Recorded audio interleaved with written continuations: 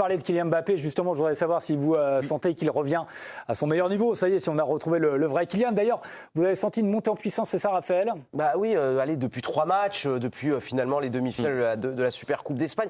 On va pas vous remontrer son but face au FC Barcelone, mais vous voyez, on voulait vous montrer cette capacité qu'il a désormais d'exécution, à éliminer Jules Koundé, puis ensuite à talonner, finalement à faire le bon choix. Il a retrouvé ses cannes, il a retrouvé de la vitesse dans ses gestes techniques, dans sa disponibilité également. À la fin du match, toujours face au Barça, regardez le contrôle, et puis derrière, cette capacité à accélérer, à se procurer des occasions à nouveau, à éliminer. Il faut un miracle de Peña pour l'empêcher de marquer. Et puis encore hier, il a vraiment été, il a montré encore de très bonnes choses face au Celta Vigo, l'exploit individuel où il va filer finalement seul, avec eh bien c'est toujours cette grinta, ce côté gauche, cette capacité à repiquer. On a retrouvé un Kylian Mbappé qu'on n'avait pas vu depuis peut-être des années, peut-être depuis 2 ans. Voilà, c'est le même but que contre le Barça, mais de l'autre côté, c'est quand même extraordinaire. Ces deux buts, c'est les deux mêmes, copier-coller. Et surtout, c'est que, alors, au-delà du physique retrouvé, c'est surtout le sens le flair retrouvé, l'intelligence du jeu retrouvée, la manière de jouer retrouvée. C'est-à-dire qu'il fait les bons choix au bon moment, le pif est là, le regard est là, il voit le jeu, il devance le jeu, il anticipe le jeu. C'est quand même foudroyant comme retour aux affaires. C'est quand même foudroyant comme retour au sommet dans des matchs hyper importants, décisifs, buteur, pas seulement buteur aussi. Il participe à des actions de but. Alors il a un petit peu de déchets encore, mais c'est un petit peu normal. On ne peut pas retrouver comme le Mbappé totalement chirurgical du jour au lendemain, mais c'est ultra impressionnant comme rédemption. Et dans un Real qui va pas très bien en plus en ce moment. Mais Mbappé n'a jamais été chirurgical. Hein. Il a eu beaucoup de déchets. Mais c'est dû à pour moi, c'est dû à une seule chose. C'est que physiquement, il a retrouvé les bonnes sensations. Et le reste, ça vient automatique. L'intelligence de jeu, tu l'as dès le départ. Tu l'as encore plus. On a l'impression que tu l'as plus parce que tu vas bien, tu cours bien, tu es à l'aise, etc. Ses choix sont bons parce que ses gestes sont meilleurs. Il n'y a pas des contrôles un peu hésitants qui font que le ballon va loin. Donc, tu es obligé de faire un effort supplémentaire. Là, tout est propre, tout est clair, tout est limpide. Donc, il a retrouvé du physique. Et en fait, tout est basé sur le physique alors pour Mbappé. Non, oui, bien sûr, là, je suis complètement d'accord sur le physique, évidemment. Mais pour moi, l'élément clé, et pour ceux qui adorent la tactique et qui regardent les matchs vraiment avec cet œil tactique, c'est qu'aujourd'hui, Mbappé n'est plus ce fameux numéro 9 pivot. C'est-à-dire qu'Ancelotti a compris qu'en le cantonnant dans ce rôle-là, il serait frustré sur le terrain et il aurait beaucoup plus de mal à s'exprimer. Aujourd'hui, Mbappé, quand vous regardez les matchs, et Raphaël pourra témoigner parce qu'il a commenté ces matchs-là, Mbappé joue sur le front de l'attaque un peu en électron libre, un peu à gauche. Il permute avec Vinicius, un peu à droite. Il permute avec Rodrigo. Il revient dans l'axe. Et en fait, il est libre. Alors qu'au début de saison, sur les 3-4 premiers mois, Mbappé était le numéro 9 du Real Madrid. Ou peut-être qu'il le faisait moins. Et aujourd'hui, il joue un peu partout. Regardez la position qu'il a aujourd'hui. Il part du côté gauche et il partait du côté droit contre le Barça. Les buts qu'il marque, c'est les buts qu'il marquait quand il était à Monaco, au PSG, quand il jouait sur le côté. Je voudrais l'avis de Djibril Cissé, évidemment, notre attaquant à nous tous.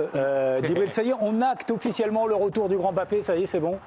Il y a encore. Il y a encore un peu. Ouais, il y a encore une petite marge. Il y a encore il y a encore du déchet, il y a encore des occasions où il peut mieux faire. Mais en tout cas, moi, c'est sa qualité de course. J'étais quelqu'un de très rapide aussi. Donc, sa qualité, il a retrouvé ce côté félin, ce côté très agile. Et quand il est comme ça, c'est compliqué de l'arrêter.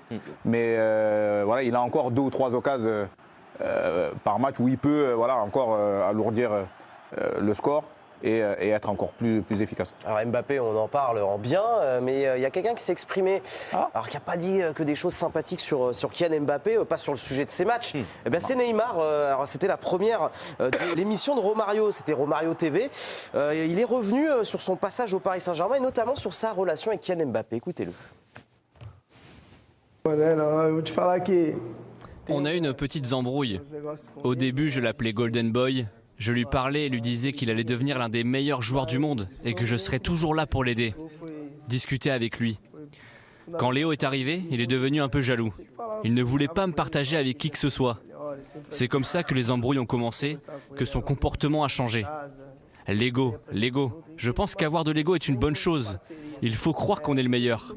Mais tu dois comprendre que tu ne joues pas tout seul. De nos jours, si tout le monde n'aide pas, c'est impossible de gagner quelque chose. Voilà, le petit tacle de Neymar pour Kylian Mbappé et le dessin de Faro. On se demande si en fait c'était possible d'associer les trois, Émilie.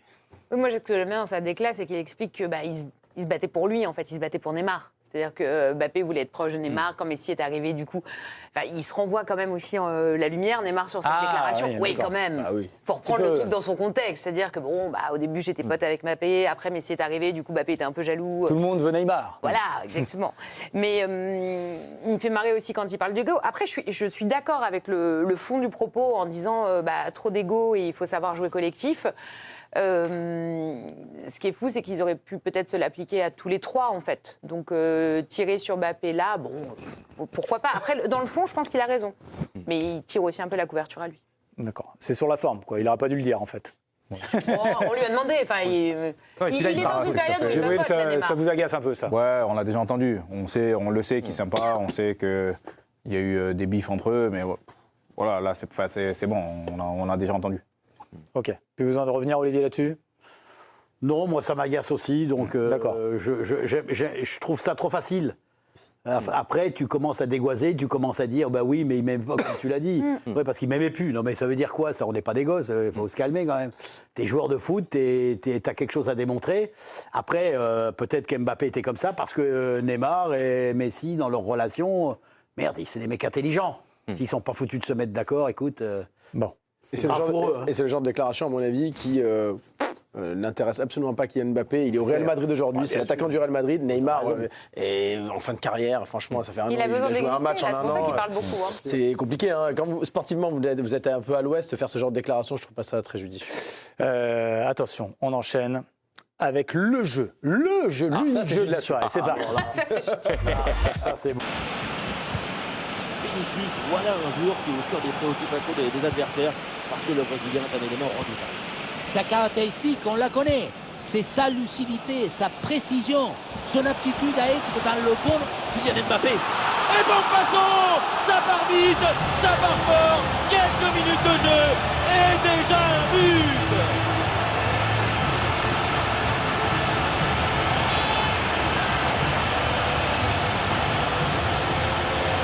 On revoit sur ces images comment le défenseur est battu sur ce ballon dès le départ de l'action et derrière ça va très vite. Mais tout n'est pas terminé ensuite. La pression défensive s'accentue et malgré tout il arrive à s'en défaire et claquer en bon tir.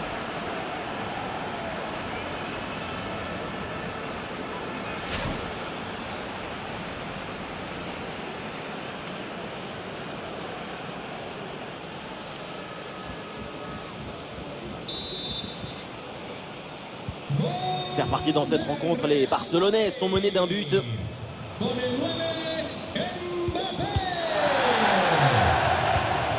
Ferran Torres. Ça joue en direction de Gabi.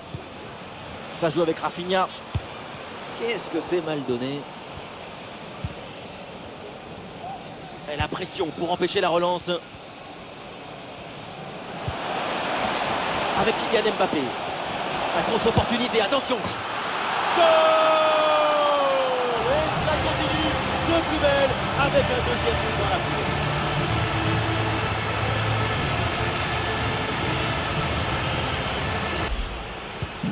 Et avec ce but, ça fait donc 2-0 maintenant.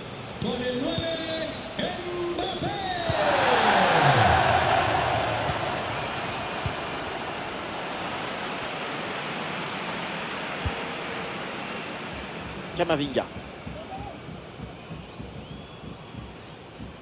Faute, mais l'arbitre laisse l'avantage au Real. Camavinga. Avec Kylian Mbappé. Il faut l'aider maintenant. Et c'est au fond le triplé exceptionnel. Quelle grande classe, quel talent.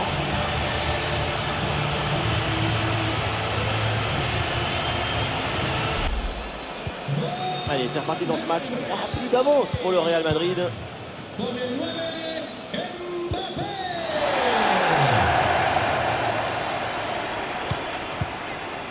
C'est un ballon intercepté. Dani Carvajal.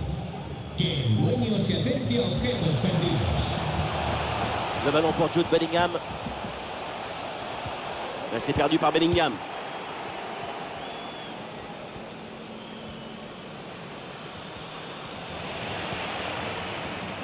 D'après les chiffres, le Real Madrid a davantage le ballon dans les pieds. C'est en partie grâce à l'excellente circulation du ballon que le score est aussi large. La domination est totale et l'équipe est parfaitement sereine. Il n'arrive pas à conserver ce ballon.